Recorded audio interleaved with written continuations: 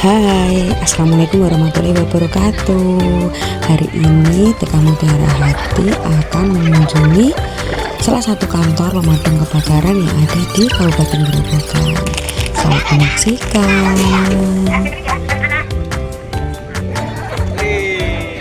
Nah, alhamdulillah kita sudah sampai di kantor pemadam kebakaran di Kabupaten Grobogan. Nah, ini disambut oleh bapak-bapak dari pemadam kebakaran. Nah, selanjutnya kita diberitahu sama bapak petugas pemadam kebakaran apa saja tugas pokok dan tugas tambahan dari para pemadam kebakaran ini. Ada tugas lain selain memadamkan api. Yang pertama adalah mengevakuasi binatang yang membahayakan manusia. Contohnya ada ular. Siapa yang enggak?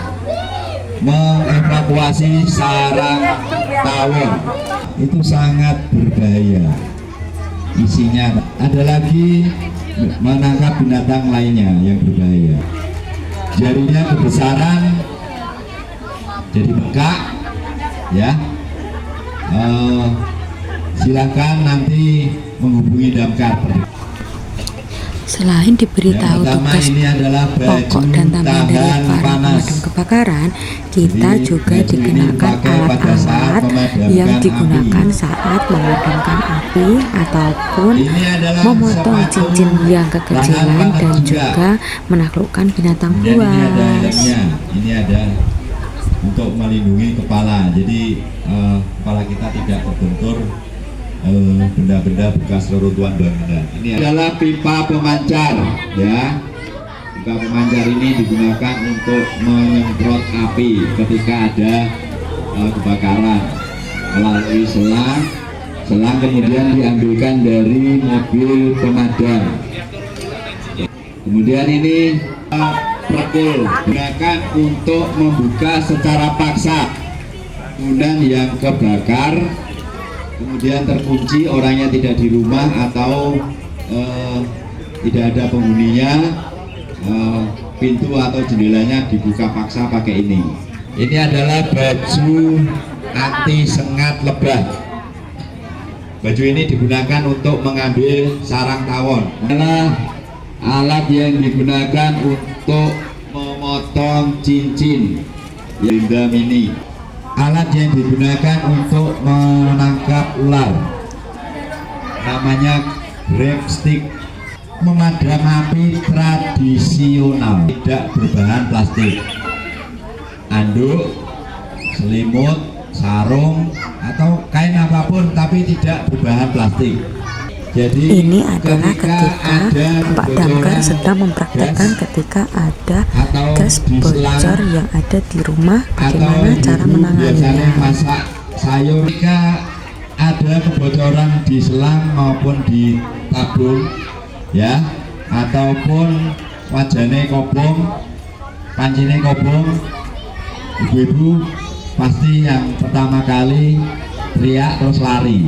Ketika ada kebocoran adalah melepas regulatornya, adalah sumber penghantar api dari tabung.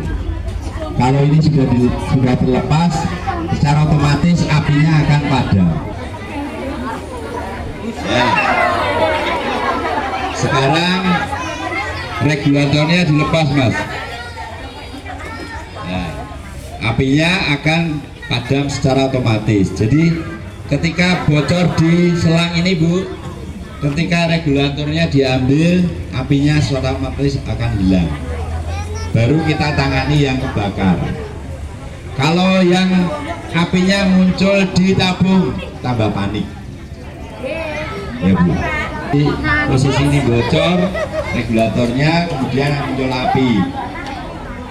Jadi tetap dilepas regulatornya, tetapi jarinya, tangannya dibalut, ya, dibalut dengan kain yang basah,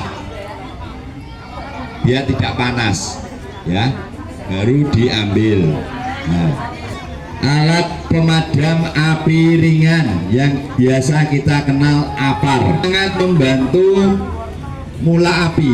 Jadi sebelum api berkobar, ya berkobar besar, bisa digunakan ini. Ini ada isinya, ada macam-macam. Ada air, ada serbuk kimia, ya, powder. Kemudian ada lagi CO2. Jadi ada macam-macam juga penggunaannya. Kalau yang kebakar dari konsleting listrik, pakainya powder, serbuk kimia. Kalau bahan-bahan kimia atau baja itu khusus dari CO2 atau powder juga bisa. Dipakai tradisional dulu, ya. Jangan maju mundur. Dia apinya akan mengikuti dan ikuti arah angin, ya. Jangan melawan arah angin. Ya. Ya, silakan. Ini ibu guru juga sedang ikut mempraktekkan bagaimana cara memadamkan api menggunakan karung goni. Oke, ya. Ya. Ini adalah untuk melindungi badan kita dari panasnya api. Ya, situasi situasional. Letakkan pelan-pelan, jangan dilepas sebelum tertutup. Kan dilepas dulu jari kita, tangan kita sebelum tertutup rapat. Karena nanti tangan kita akan terkena api. Nah, tibalah di penghujung acara. Nah, tadi sudah dijelaskan ya apa saja alat yang digunakan untuk memadamkan api dan bagaimana caranya untuk memadamkan api. Yeay, hari ini senang sekali. Anak-anak hebat bisa bermain di pemadam kebakaran dan bermain air. Wassalamualaikum warahmatullahi wabarakatuh.